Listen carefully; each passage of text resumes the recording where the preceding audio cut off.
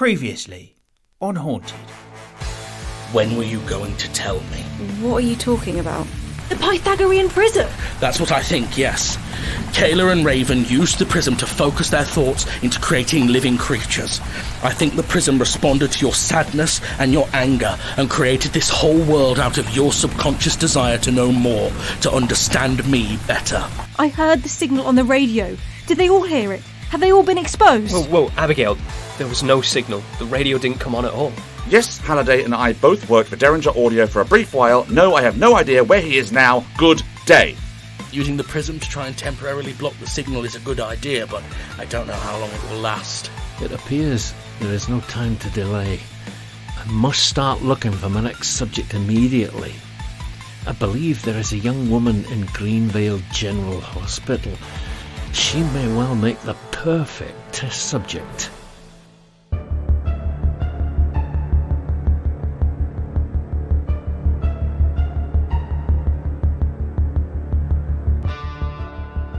Haunted, the audio drama.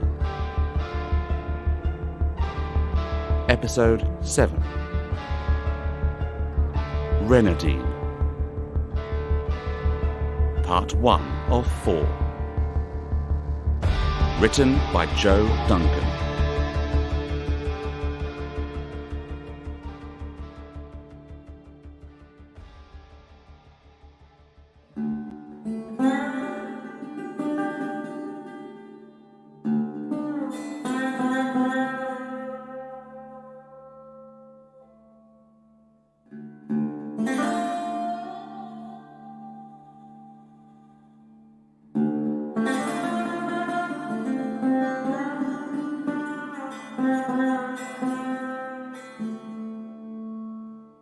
Here's the shortcut. This will take us out by the park. Then it's a straight shot home. I don't usually walk with strange men at night. There's something about you, Ray. Alas, that I could take the credit. I think it's rather just an incredibly romantic evening. Just don't turn out to be a creep like half the guys at that bar and I'll be fine. Then I shall endeavour to keep that beautiful smile on your face. Oh! Careful. Oh!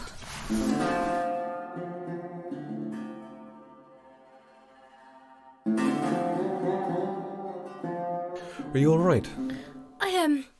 Sorry, I tripped.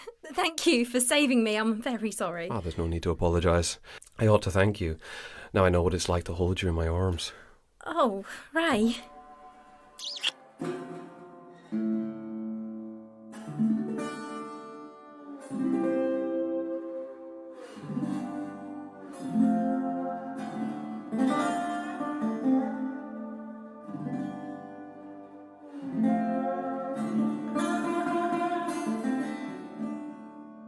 Wow. Is your ankle okay? Yes. Ow. It hurts a little. You should probably rest it. Come with me. My home is not far from here.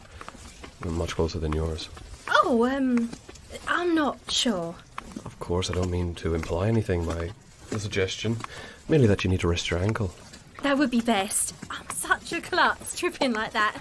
I was enjoying our walk. The stars are lovely tonight. So bright.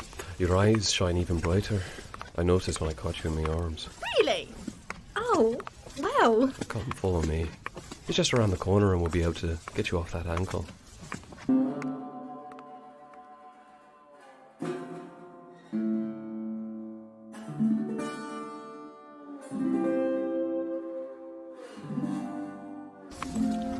Not far now. I think you'll like it very much. Oh, my ankle! Ouch! Wait, Ray, I can't go that fast. I said hold on, Ray. I'll come with you, but my ankle hurts so much. Ray? Ray, you're scaring me. Please come back. Don't be silly, girl. It's just a fox. Follow me. Oh, I do wish you'd cheer up. This weekend is going to be the most fun we've had in a really long time. If you say so. James, it's a paranormal convention. This is like Comic-Con for ghost hunters. Comic-Con? Never mind. Did you start going through that list I gave you? The things you need to learn about to be even halfway culturally relevant. Yes, I looked at it. I had a question about it, actually. What exactly is a Kardashian, and why are we keeping up with them? Honestly, nobody knows.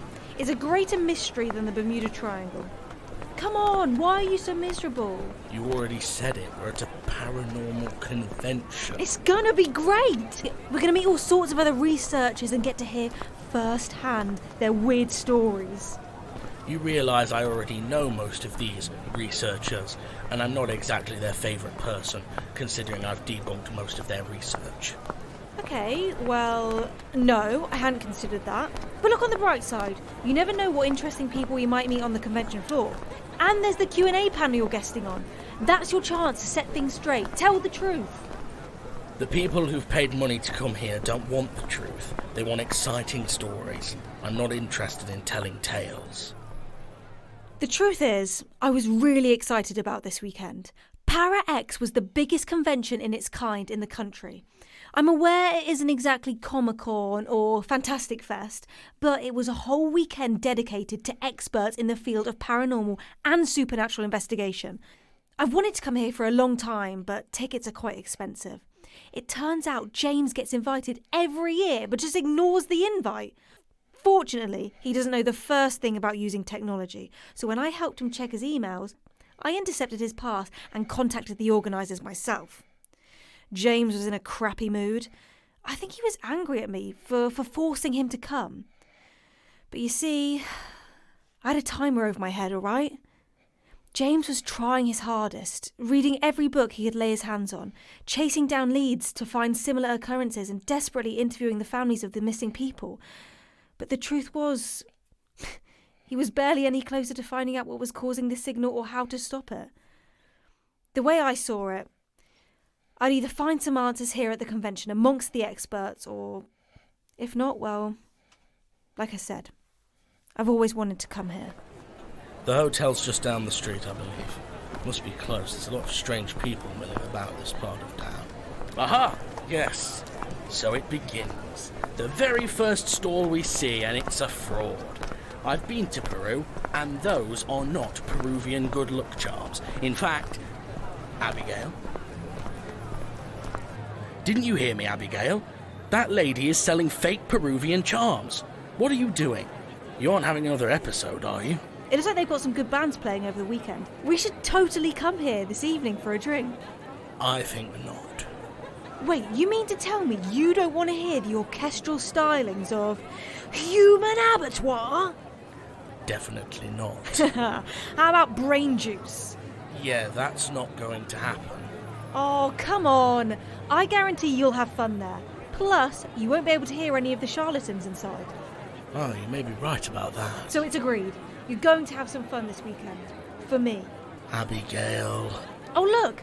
This one's right up your street. Call of the Banshee. We're definitely seeing them. Abigail. I don't want to hear it. Come on, sourdough. Let's get to the hotel and get these bags down. Wait, sourdough? Oh, that is not sticking around. No way. We'll see. That's the hotel there. What's all the commotion? Oh, please, take a flyer. Have you seen this young woman? I'm afraid not. We're not from around here. We only arrived half an hour ago. Oh, well, please do keep it, would you? If you do see her anywhere, my number's on the bottom, right there. Is she somebody close to you? My granddaughter. I looked after her since she lost her mother a few years ago. Cervical cancer, you see. Oh, I'm sorry to hear that. Thank you, dear. Sally is her name, my granddaughter. She went out to a party with some friends last week, only she never came home. I'm very sorry. If we see anything, we'll let you know. Thank you. Well, that's horrible. Yes, it is. Sometimes I think we get so wrapped up in our work, we forget there's a lot of perfectly non-supernatural evil in the world. Jesus Christ, if it's going to be that sort of weekend, I'm going to be the one needing a drink.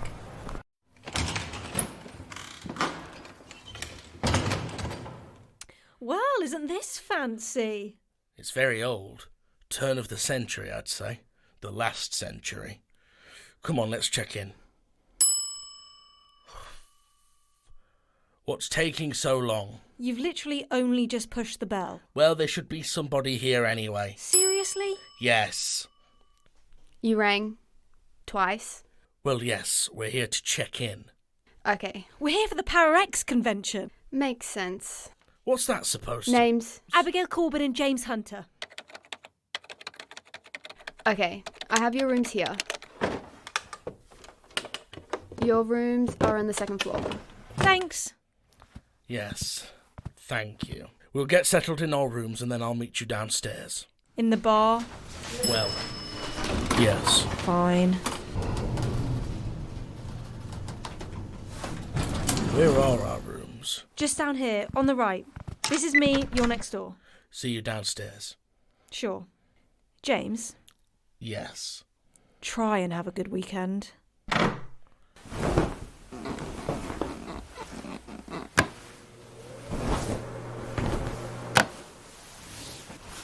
Much like the rest of the hotel, my room was old and I suppose cosy. I'd certainly stayed in worse over the years. It was a lonely-looking room with a single bed, a cupboard and a desk. A small television was bolted to the wall opposite the desk, and a small nightstand next to the bed held a lamp and a clock radio. I unzipped my suitcase and began to dump out my clothes, unceremoniously tossing them onto the desk. I didn't want to be there at all. I disliked the conventions enough as it was, a bunch of charlatans and conspiracy theorists peddling their garbage to people who didn't want the truth, not really. The publisher used to make me do a few of them beforehand. This time, however, I felt more frustrated than usual. Abigail was acting like everything was normal, and it was starting to scare me. I was starting to worry that she somehow didn't realise the dire nature of her current predicament. It had been weeks since she'd been infected by the signal. In all of the cases we had known about, the victims had reached frenzy level by this point. We knew that the signal responded and was strengthened by negative emotions such as guilt or hatred. Maybe that much went in Abigail's favour. I couldn't imagine her hating anybody. The radio's broken. Of course. Screw it. I'll wait for Abigail in the bar. What can I get you? Bourbon, please. Ice? Thanks. The hotel bar was fairly busy, considering the relatively early hour. The bulk of the convention was contained in the lobby, the ballroom and a large conference room upstairs. Some stalls had set up at the far end of the bar, however, and there was a large notice board covered in several layers of flyers, advertising the various talks that would be going on at the hotel that weekend. Here you are, sir. Cheers. At some point, the old lady from outside had obviously been in here. Amongst the promises of workshops on trolls and how to see into your own future, there were several flyers of her missing granddaughter, pinned to the notice board. I couldn't help myself. I crossed to the board and tore down one of the flyers, studying the picture of the young woman with more scrutiny than I had done previously. Terrible, ain't it? About those girls going missing? Oh, yes, terrible. Hang on, did you say girls? Plural? Oh yeah, third one in 2 weeks is Sally. Did you know her? Not really. Seen around town from time to time. What are the police doing? Nothing at all. At the very least covering it up to try and stop losing tourism. You're James Hunter, aren't you? I am. Oh, I'm your biggest fan. I highly doubt that. It's about time someone told those ghost lot that they're clutching at straws. I really admire the way you debunk half their fairy stories. Oh, well, thank you. Not at all. Somebody had to do it. People's minds need to be cleared so they can start recognising the real truth. Which is? That the puppet masters behind the world's governments are lying to us about the existence of a spherical globe. I'm sorry, what? The truth is, my friend, the world is actually a flat disc encased in a large dome. Outer space, the solar system, Mars, none of that actually exists, my friend. It is an evil government lie to make us believe we're insignificant when it couldn't be further from the truth. Here's some literature. Thank you. Now, let me ask you, have you ever considered the possibility of human microchipping via vaccines? Actually, I can see my friend over there. I'm sorry, I have to go. Have you been here long? Not really. Long enough to pop to the bar and buy you a bourbon? Though, I see you've already done that. Don't worry, I need it. So you're getting into flat earth conspiracies now?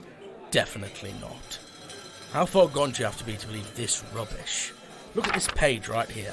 Reasons Australia is a lie and doesn't exist. They believe an entire country just doesn't exist. Throw that stuff away. How's your room? It's fine, thank you. Don't suppose you'd be open to switching? Why? There's a leaking tap in my bathroom. Annoying. Yeah, I didn't think you'd go for that somehow. Anyway, tonight we have a choice between the following talks: possessed killers of the Cotswolds or local myths and legends. I can practically feel my brain dropping IQ points. Well, remember, you've got your own panel coming up, so don't you want to scope out the competition? Which one shall we do? I don't know. Well, personally, the possessed killers one does sound pretty metal, but it would be good to learn more about the local legends. I bet you they say the hotel is haunted. Of course they will. Well, what do you think it will be? A mysterious room that disappears and reappears at night? A headless concierge? Oh, a local witch who curses hipsters with bad fashion sense. Or maybe it's missing girls. Huh? Nothing. Nuh-uh. Not nothing. You have that look all over your face. What look? There's something fishy is going on and I need to know what it is, face. I have that face? Yeah, you do it all the time. You look all intense and you press your lips together. But the eyebrows really tight together, though. My conspiratorial friend informed me that Sally's not the first young woman to go missing recently. There's more. 3 in 2 weeks, apparently. All under the same circumstances. Were there any clues? What were their names? Have the police done anything? See, this is why I shouldn't have said anything. Oh, why not? Because now it's a thing. It's a thing that you want to go and investigate. You want us to get involved and see if we can help. Yeah, so? Abigail. Don't you think we need to at least offer our help, in case something weird is going on? Stop jumping to conclusions that there is always something weird going on. How can you say that? After all we've seen, after all we've been through? That doesn't mean anything. There are puddles out on the street. Doesn't mean there's been a flood. Sometimes it's just rain. Why are you being like this? I thought we finally understood one another. I don't understand you at all. I have no idea why we're even here, when we have far more important things to do. What, like drinking? You forget it, silly little girl. Yeah, that's right. Go and sulk, you big baby. Please forgive my interrupting you. What? Oh, sorry. I'm sorry to interrupt. I can see you're in the middle of something with your boyfriend. He's not my boyfriend. More like an overgrown man-child who needs babysitting. Oh, I see. It's rather fortunate for me then. Is it? I was hoping to ask your opinion. Opinion? The flyer in your hand with today's talk schedule. I couldn't decide which talk to go to. This is my first time at the convention and I thought you looked like a more experienced attendee. Oh no, I'm actually a first-timer myself. Oh really? At least I'm not the only one. Well, I was going to go to the local myths and legends talk. I'd like to know more about the area. You know what? It's probably the right choice. I moved here not too long ago. It'd probably benefit me more to learn about the area. You mind if I tag along? Not at all. I think my option for company isn't coming back anyway. I'm sorry to hear that. Don't be. What's your name? Ray. Abigail. Nice to meet you. Shall we? We shall.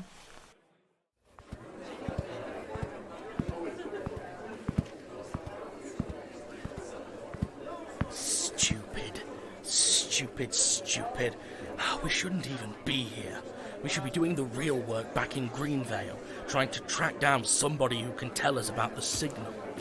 As I live and breathe, James Hunter. I know that voice.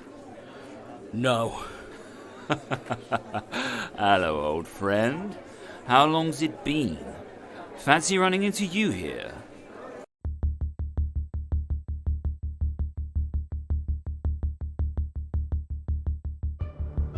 Starring Jamie Evans as James Hunter and Isabella Barbieri as Abigail Corbin.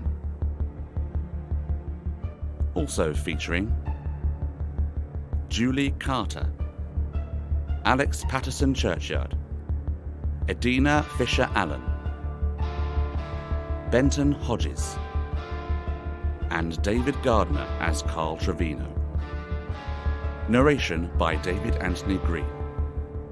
Opening and closing themes by James Crow. Haunted, the audio drama, is created by Jamie Evans, with all episodes produced and directed by Jamie Evans and Benton Hodges. Audio engineering by Benton Hodges, Giles Topping and Jamie Evans. Haunted is a production of Impala Films and is recorded at Free Sprite Media Studios, with special thanks to Duncan Newham for equipment support. Thank you for listening to this audio presentation. Come back next week for the next terrifying chapter of Haunted, the audio drama.